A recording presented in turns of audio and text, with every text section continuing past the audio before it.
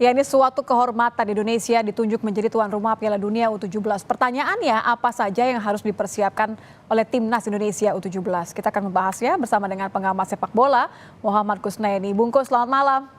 Selamat malam, Kak. Bungkus, sebelum kita Ya, terbalut dalam euforianya, saya yakin semuanya pecinta sepak bola pasti bangga dengan pengumuman ini. ya. Tapi kita kan punya memori yang cukup buruk ya. Mungkin nggak kejadian pembatalan seperti Piala Dunia U20 kemarin bisa terulang? Iya, peluangnya sih ada, tapi jauh lebih kecil ya. Pertama karena tidak ada Israel ya, dari Eropa pasti tidak ada Israel. Kemudian juga saya pikir tidak ada Palestina juga. Kemungkinan-kemungkinannya kan dari si itu ya. Dan sekarang kedua tim tersebut tidak ada. Jadi insya Allah ini kalau dari segi pelaksanaan akan terlaksana. Oke, jadi tidak perlu ada yang diredam begitu ya. Kita bisa Iya, fokus sama hal-hal yang jauh lebih teknis kepada benar-benar pemain timnasnya ini karena waktunya cuma iya, kurang dari 6 bulan. Visible nggak sih, betul. Bungkus, kalau kita lihat nih? Nah itu dia. Jadi ini ironisnya kan begini. Waktu U20 itu kita persiapannya sudah sangat bagus, termasuk persiapan timnya juga bahkan sampai 2 tahun waktu timnya dipersiapkan, tapi gagal di saat-saat akhir. Nah Akhir. sekarang U17 ini kita mendapat kepercayaan di saat-saat akhir, kurang lebih 6 bulan sebelum eventnya, tapi kita justru belum siap dengan Mhm. timnya.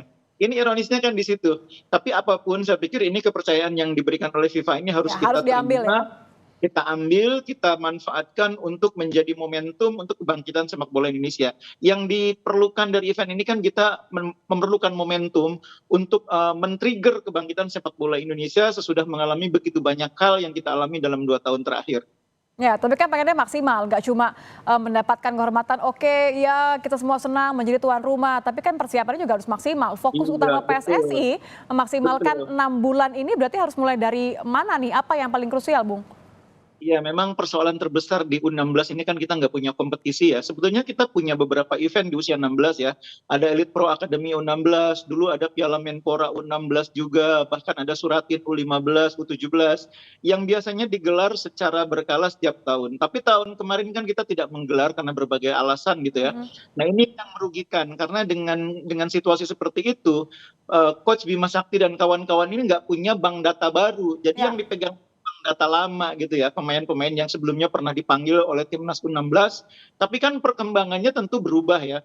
Kalau sepak bola itu kemampuan pemain itu berkembang seiring waktu gitu ya. Ada yang menurun, ada yang berkembang, dan itu harus terus dipantau, diperbarui database-nya. Iya. Nah sayangnya Jadi tidak ada. momentumnya bisa hilang gitu ya? Iya betul. Nah sekarang dengan persiapan yang bisa dibilang terbatas ini, mau tidak mau PSSI harus membuat terobosan. Terobosan pertama kan dengan melakukan seleksi di 9 kota, tapi itu Mhm. juga tidak cukup. Nanti yang penting lagi adalah bagaimana persiapannya. Tesnya di luar itu salah satu pilihan yang masuk akal, Oke. karena memberi kesempatan kita beruji coba dengan banyak tim kuat ya, entah itu dari Eropa, dari Afrika, bahkan mungkin juga dari negara-negara di Amerika Latin yang mungkin juga tesnya di Eropa. Itu mungkin pilihan yang paling realistis mengingat kita tidak punya kompetisi.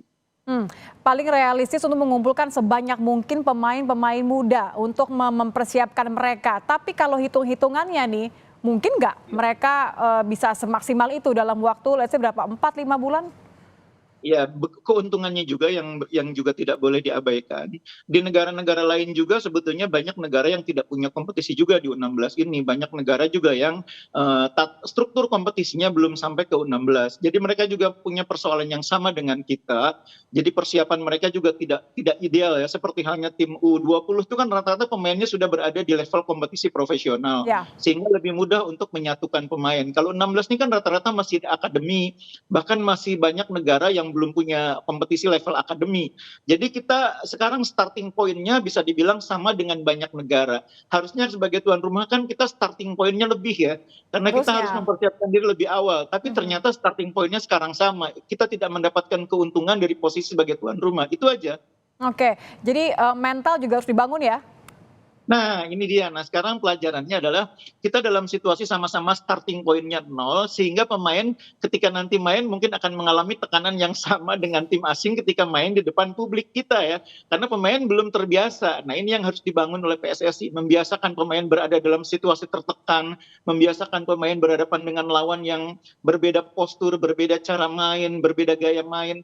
Itu banyak-banyak uji coba itu penting. Tidak hanya uji coba di luar negeri, tapi juga uji coba di depan supporter supporter. Harus diciptakan situasi kita main di kandang gitu ya. Main di depan puluhan ribu penonton dan lawannya kalau bisa usianya di atas kita, U18 misalnya. Sehingga pemain kita mengalami tekanan. Itu juga mungkin perlu dipikirkan. Oke, terakhir kalau begitu Bung, infrastruktur ini juga yang kemudian lagi di-assess oleh PSSI kan, seberapa banyak kemungkinan yang akan di-approve oleh FIFA, stadion-stadion mana saja. Kita nggak usah ngomongin soal Coldplay dan GBK dulu deh. Iya, kalau dari sisi itu saya kok yakin bahwa semuanya akan teratasi dengan baik ya. Karena kita ini ketika menjadi tuan rumah U20 itu sudah 70-80% persiapannya dan dinyatakan sudah siap. Tinggal pembenahan sekitar 20%-an. Dan seiring waktu ini kan sudah berjalan beberapa bulan, itu sudah dibenahi. Beberapa stadion bahkan sudah dipakai.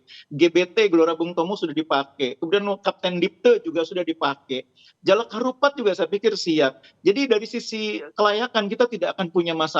Apalagi U17 ini tantangannya kan tidak sebesar Piala Dunia Senior atau U20. Tim yang main juga cuma 24 tim, jadi nggak akan terlalu sulit. Indonesia juga punya pengalaman menggelar Asian Games, punya pengalaman menggelar Piala Asia. Saya yakin sekali kita siap. Oke, yakin sekali siap, tinggal bagaimana nanti teknis sesungguhnya ketika benar-benar momen November terjadi. Terima kasih Bungkus sudah bergabung bersama kami di Kompas Malam. Selamat malam.